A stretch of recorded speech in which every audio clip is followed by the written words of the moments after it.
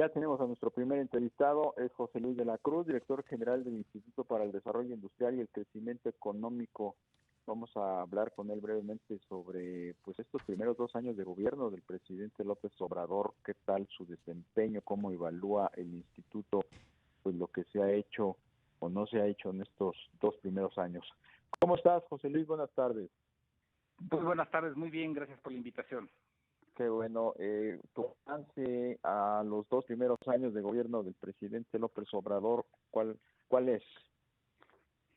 Bueno, básicamente y contrastado contra los propios documentos oficiales, lo que vemos es un crecimiento que está muy por abajo de las propias expectativas del gobierno, un 2019 en donde la economía, en lugar de crecer 2.5%, cayó 0.1%, y en donde evidentemente la crisis asociada al COVID-19 y la recesión industrial que no fue abordada oportunamente, acaban generando que en 2020 tengamos la mayor caída del país en casi un siglo, y en donde evidentemente la mayor afectación pues es en la parte de pobreza laboral.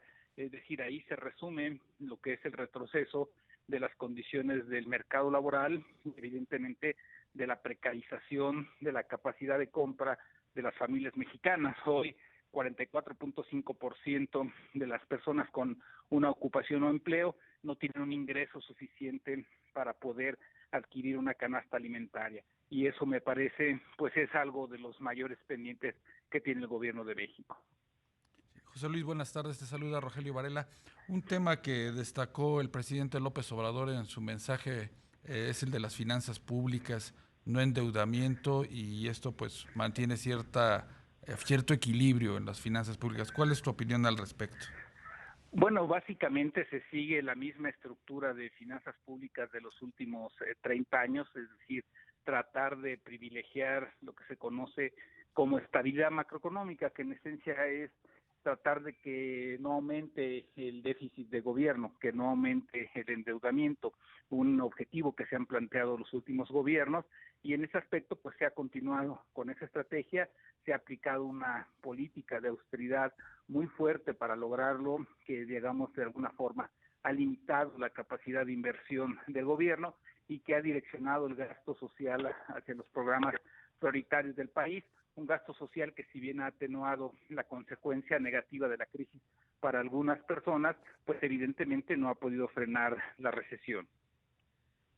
José Luis, esto que te decía Rogelio, qué tan importante es y que, bueno, pues todo el mundo ha ponderado, empezando por el gobierno de la Cuarta Transformación, que es la disciplina en el manejo de las finanzas públicas del gobierno de López Obrador, qué tan importante es y qué también tan dañino puede ser para el desempeño de una economía que se ha visto seca, que se ha visto ausente en cuanto a incentivos para reactivarla. Bueno, en estricto sentido, digamos que lo positivo de mantener equilibrio en las finanzas públicas es que es uno de los aspectos vigilados por los organismos internacionales, Fondo Monetario, Banco Mundial, pues fijan su atención mucho en ese manejo de finanzas públicas. Entonces, ese aspecto, pues es positivo que al menos ante la falta de crecimiento y ante la falta de mayor inversión, por lo menos las finanzas del país no se vean afectadas por mayor endeudamiento. El punto aquí es de que no toda la deuda es mala. La deuda aplicada hacia proyectos de inversión, de infraestructura, que impacten en el crecimiento económico es una de las alternativas para poder subsanar los efectos negativos de una recesión. Entonces, en ese sentido, si bien se podría pensar que en el corto plazo se tiene un equilibrio en finanzas públicas, el punto aquí que es que en el mediano y largo plazo esto puede ser porque implícitamente se está sacrificando el futuro en el mediano y largo plazo. Una de las promesas, José Luis, del presidente López Obrador en este mensaje es que para marzo del próximo año se habrían ya recuperado pues los empleos por la crisis del COVID. ¿Es factible, es real este escenario para el próximo año? A mí me parece que va a ser muy complejo que se pueda lograr ese objetivo por dos razones.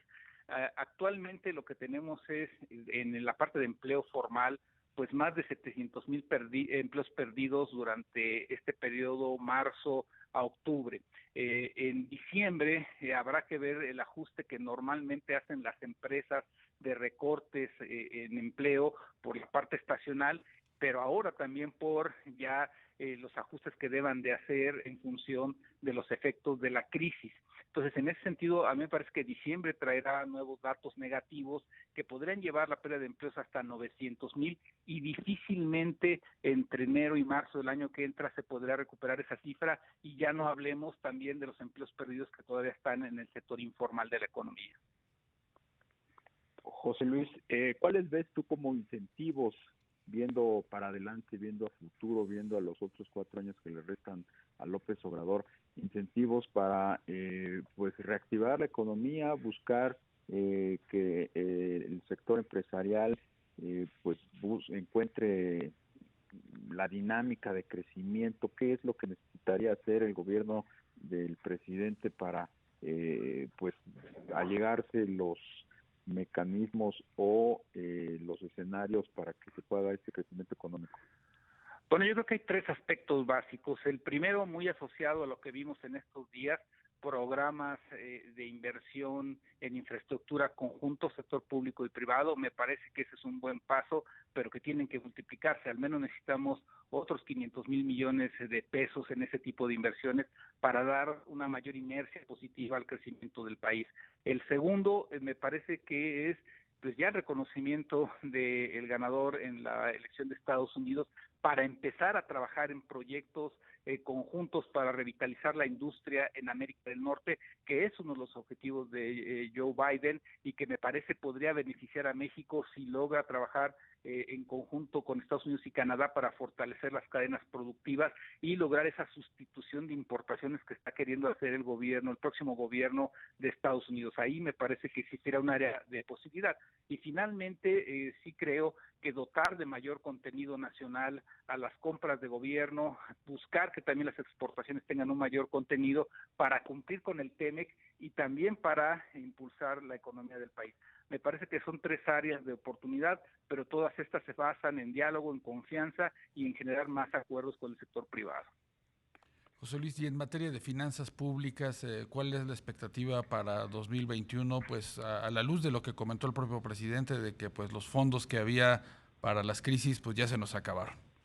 Yo creo que en primera instancia va a predominar la austeridad, va a predominar, por otro lado, el buscar tener mayores ingresos tributarios de los grandes contribuyentes, de los contribuyentes cautivos. Eso me parece que es algo estructural que se va a mantener.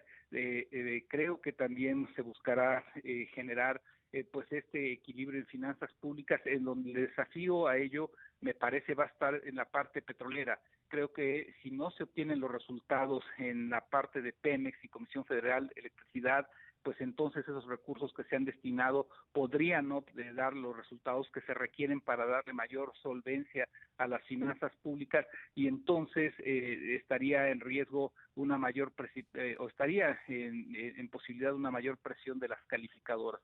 Yo creo que en este 2021 va a ser justamente crucial que se obtengan los resultados en el sector energético, o si no, el gobierno de México va a tener que buscar otras alternativas para generarse mayor ingreso.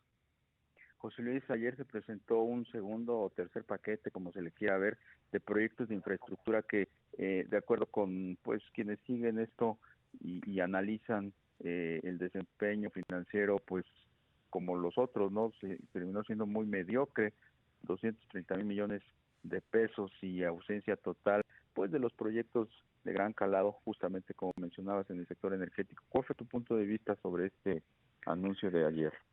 Digamos que en la parte positiva lo que se puede observar es que el diálogo se mantiene y se puede llegar a acuerdos, pero como bien mencionas están fundamentalmente circunscritos. Pero acuerdos ¿para quién, José Luis? Acuerdos que le convienen al gobierno, no acuerdos que le convienen al sector privado. El gobierno sigue teniendo la rectoría de lo que a juicio de ellos es benéfico para el Estado, pero no para la economía. Sin lugar a dudas tienes razón, y en ese sentido ahí no hay acuerdos. A mí me parece que lo que estamos viendo es que una vez que se han puesto muy en claro pues cuáles son las estrategias del gobierno, en donde no es nada más política económica, hay un cambio de economía política. ¿A qué me refiero?